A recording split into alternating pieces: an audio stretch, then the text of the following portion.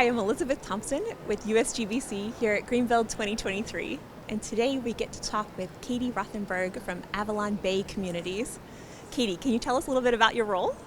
Absolutely. My name is Katie Rothenberg. I'm the VP of ESG for AvalonBay Communities. So for those that aren't familiar with AvalonBay, we own just shy of 300 apartment communities around the country, so about 90,000 apartment homes. Yeah. We are a vertically integrated real estate company, so we develop, construct, own, and manage for our own account, which is sort of a sustainability person's dream.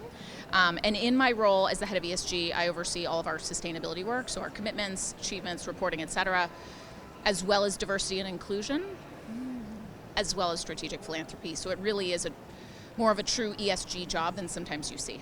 Yes. Yeah, that's a big, very large scope. It is a lot to do. And all very tied to ESG. That's great. That's all under one umbrella. Can you tell us a little bit more about some of the projects that you work on and how you are driving ESG within AvalonBay Communities? Yeah, absolutely. So I've been with AvalonBay just over a year.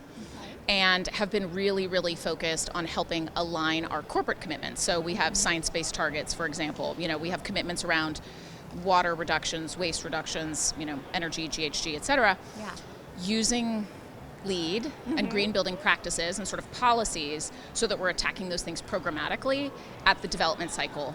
We haven't done as many operational certifications, and that will probably come down the line, but really trying to help our development teams and our design teams understand that LEED should be the outcome of making the right decisions along the way as it relates to green building, right? We're not chasing a plaque, which depending on where you start in the industry, people chased plaques at a time. And I really feel like LEED can be a tool. And so trying to use that and try to get that language and the vernacular into our development teams so that when they're hiring their architects and MEP engineers, LEED is something they're familiar with. So it's a language that suddenly people can connect on, which means my development teams don't have to be experts. Right? Yeah. Because they don't want to be experts. They are experts in other things. So that's something that's been taking a lot of my time these days, and just trying to help people see how the work we're doing day to day at the project level aligns to the corporate goals and commitments that our investors are absolutely expecting us and hoping that we can achieve.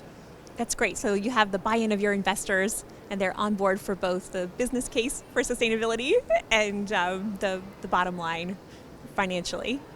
I mean, the questions that we are getting from investors, I will say, and I wasn't here, I've only been with AvalonBay a little over a year, but in speaking with our investor relations folks, and just in the year I've been there, the questions that we get from investors are much more informed than they were even last summer. Like very informed people that clearly know what they're talking about, have a lot of experience in ESG or environmental sustainability, and can ask very deep questions. And so, I only expect that to continue as investors continue to sort of push and ask questions around, commitments, goals, how are you going to get from point A to point B? I think having an answer for that is really helpful in those conversations. That's great. Katie, can you tell us, are there any specific LEED strategies that investors are looking for, any specific outcomes or impacts? So I'll say that we're not getting questions from investors about, are you pursuing this LEED credit or that credit?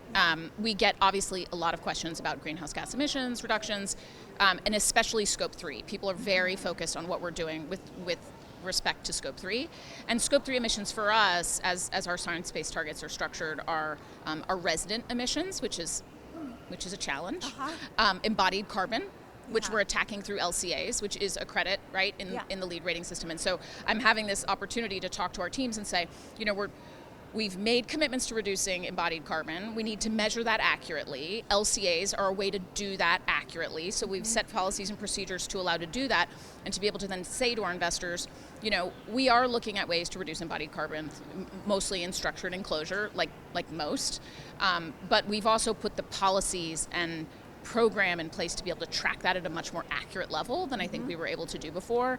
And it's an opportunity for me in my role to really engage with folks on the ground, right, construction teams that I think don't always get to feel that connection, which is fun to see. But I would say Scope 3 is a very big focus for investors. That's great. Thank you. So the life cycle assessment becomes a really important part of it, and you guys have a good way to quantify it that works well for you and that also ties to the LEED credits. Correct. Okay, that's We're great. really trying to sort of align a lot of our green building and sustainability strategies, at least on the development side, to key components of the rating system, because it's just easier for everybody to understand. It's easier to communicate and articulate to your service providers, which I've found, use that to your advantage. Yeah, great. And one of the things that I hear often is that people have found that an integrative approach, that sort of very early, everyone get down at the table, figure out what your goals are, and then figure out a cost-effective way to reach those goals is an effective strategy for them cost-wise and outcome-wise. Is that something that you guys find also? An integrated approach is always the best way to go about sustainability projects, there's no question.